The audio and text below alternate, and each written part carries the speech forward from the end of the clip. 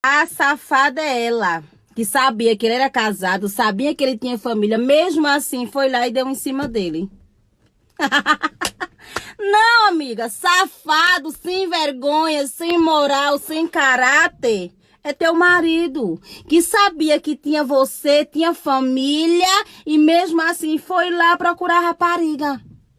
Você entendeu? A culpa não é da rapariga, não.